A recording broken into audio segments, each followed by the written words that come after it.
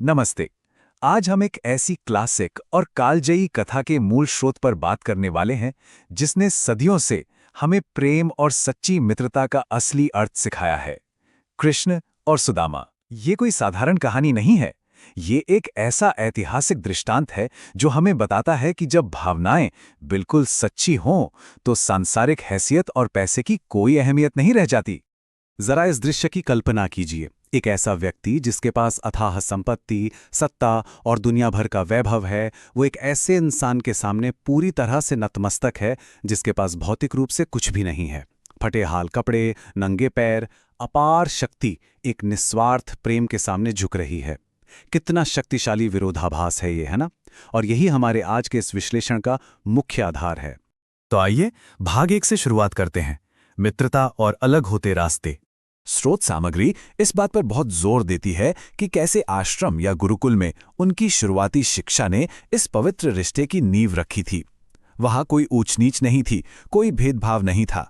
दोनों ने एक साथ पढ़ाई की, एक साथ खेले। गुरुकुल के नियम दोनों के लिए बिल्कुल एक समान थे।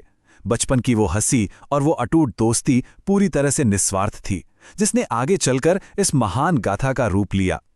लेकिन बड़े होने पर उन दोनों दोस्तों के बीच एक बहुत बड़ा भौतिक अंतर आ गया। इसे ऐसे देखिए, एक तरफ कृष्ण है जो द्वारका के राजा बन चुके हैं, ऐश्वर्य और यश के बिल्कुल शिखर पर हैं, और दूसरी तरफ सुदामा है जो उसी छोटे से गांव में रह गए, एकदम गरीब, साधारण और बुनियादी सुविधाओं से भी वंचित। लेकिन यहां गौर करने वाली बात यह है कि इतनी भयानक दरिद्रता के बावजूद सुदामा पूरी तरह से संतोषी थे। अब आते हैं भाग 2 पर, दरिद्रता और द्वारका की यात्रा। समय के साथ गरीबी इतनी बढ़ गई कि घर में बच्चों के लिए अन्न तक नहीं बचा, और यहीं पर सुदामा की पत्नी सुशीला एक बहुत ही कठिन निर्णय लेती हैं। अपने बच्चों को भूख से तड़पता हुआ देखकर वो अपने पति को उनके बचपन के मित्र के पास जाने के लिए कहती हैं। देखिए, ये कोई लालच नहीं था, ये एक माँ की बेबसी थी जो किसी भी तरह अपने परिवार को बचाने की उम्मीद कर रही थी। लेकिन सुदामा के भीतर गजब का स्वाभिमान था। उन्हें डर था कि कहीं पैसे या मदद मांगने से उनका वो जो पवित्र और निस्वार्थ बंधन है ना, वो मैला ना हो जाए। वो अपने दोस्त से मिलना तो चाहते थे, बिल्कुल चाहते थे, लेकिन एक भिखारी या याचक बनकर नहीं। ये बात सुदामा के चरित्र की गहराई और उनकी शुद्धता को बहुत खूबसूरती से दर्शाती है। अब इस पूरी घटना में जो बात सच में दिल को छू लेती है वो है उनकी भेंट। सोचिए, एक राजा के लिए क्या ले जा रहे हैं? केवल एक मुट्ठी कच्चे चावल, वो भी पड़ोसियों से उधार मांगे हुए। सुशीला ने उन्हें एक फटे पुराने कपड़े में बांध कर दे दिया। द्वारका के राजा के लिए भौतिक रूप से इस भेंट की कोई कीमत नहीं थी, लेकिन इसके पीछे छिपी भावना वो दुनिया के किसी भी राजकोष से बहुत बहुत बड़ी थी। आगे बढ़ते हैं भाग 3 की तरफ, द्वारका में वो अद्भुत मिलन। जब सुदामा द्वारका पहुंचते हैं तो उस घबराहट को समझना बहुत जरूरी है जिसने इस गरीब ब्राह्मण को जकड़ लिया था। द्वारका के महलों की वो चकाचौंध, सोने की दीवारें, भव्यता, ये सब देखकर सुदामा पूरी तरह सहम गए। उनके मन में बार बार यही आ रहा था कि क्या मेरा यहां आना सही है? क्या इतने बड़े राजा के पास मुझ जैसे एक मामूली इंसान के लिए जरा सा भी वक्त होगा? लेकिन फिर जो हुआ, उस दृश्य की तीव्रता सच में अकल्पनीय है। राज दरबार में बैठे सब लोग हक्के बक्के रह गए जब उन्होंने देखा कि उनका शक्तिशाली राजा सारे नियम कानून तोड़कर नंगे पांव दौड़ता हुआ जा रहा है। और किसे गले लगा रहा है? एक फटे हाल धूल में सने हुए व्यक्ति को, और वो भी रोते हुए। सुदामा के फटे कपड़े कृष्ण के लिए कोई मायने नहीं रखते थे। उनके लिए वहां सिर्फ उनका खोया हुआ सबसे प्यारा दोस्त था। इसके बाद का जो आतिथ्य सत्कार है वो परम सम्मान की एक अद्भुत तस्वीर पेश करता है। कृष्ण ने जानबूझकर ऐसे काम किए जो उनकी विनम्रता को दिखाते हैं।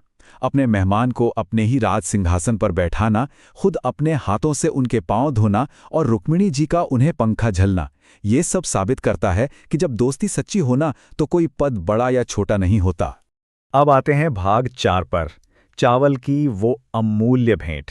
सुदामा अपनी उस छोटी सी भेंट को देने में झिझक रहे थे, लेकिन कृष्ण उनकी हिचकिचाहट समझ गए। उन्होंने खुद ही वो छुपी हुई पोटली छीन ली। कृष्ण ने उस भेंट की कीमत या उसकी कमी को पूरी तरह नजरअंदाज कर दिया। उनके लिए वो सिर्फ कुछ कच्चे चावल नहीं थे, उस पुराने कपड़े में उनके दोस्त का बेशुमार प्यार और संकोच बंधा हुआ था। और इस छोटी सी घटना का असर देखिए, बहुत ही गहरा था। जैसे ही कृष्ण ने वो कच्चे चावल खाए, दोनों दोस्त एक झटके में अपने अतीत में पहुंच गए। गुरु माँ की रसोई, गुरुकुल के वो मस्ती भरे दिन। उस एक पल ने उस विशाल राजा और गरीब ब्राह्मण के बीच की सारी दीवारें गिरा दी। वे वापस उसी मासूमियत और बराबरी के स्तर पर आ गए। अब यहाँ स्रोत सामग्री में एक बहुत ही आध्यात्मिक और रहस्यमय लहजा देखने को मिलता है। ये दिखाता है कि कैसे प्यार से ली गई कच्चे चावल की एक छोटी सी मुट्ठी ने ब्रह्मांडी आशीर्वाद को ट्रिगर कर दिया। रुक्मिणी जी का बीच में टोकना यह स्पष्ट करता है कि कृष्ण उस साधारण सी भेंट के बदले अपने मित्र पर तीनों लोकों की संपत्ति लुटा रहे थे। भाग 5, एक अनमांगा उपहार। यहां सुदामा के इरादों की शुद्धता को समझना बहुत जरूरी है। वो द्वारका में रहे, मेहमान नवाजी का आनंद लिया, लेकिन अपनी गरीबी के बारे में उन्होंने एक शब्द भी नहीं कहा। सोचिए, वो वहां से बिना किसी सोने चांदी के बिल्कुल खाली हाथ विदा हुए। फिर भी उनका दिल उस मिलन की खुशी और परम संतोष से लबालब भरा हुआ था। लेकिन सुदामा के पीछे एक मौन चमत्कार हो चुका था।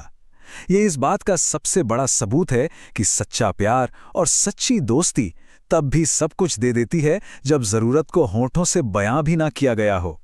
जहां वो टूटी हुई झोपड़ी छोड़कर गए थे, वहां अब एक भव्य महल और एक खुशहाल परिवार उनका इंतजार कर रहा था। कृष्ण ने बिना मांगे ही उन्हें सब कुछ दे दिया था। और अंत में भाग 6, मित्रता का सच्चा अर्थ। तो चलिए इन बुनियादी उसूलों को एक बार गहराई से समझते हैं। ये बिंदु एकदम साफ कर देते हैं कि ये कहानी कैसे इंसानी रिश्तों और जुड़ाव का सबसे ऊंचा मानक तय करती है। एक ऐसा रिश्ता जो न स्टेटस मापता है, ना ही दिखावे की परवाह करता है, और जहां किसी की मदद करने के लिए या कुछ देने के लिए शब्दों की कोई जरूरत नहीं होती।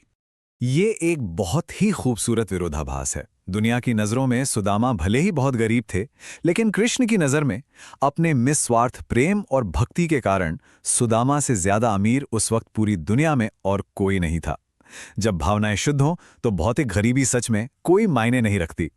तो आज के इस विश्लेषण का समापन हम एक विचारोत्तेजक सवाल के साथ करते हैं।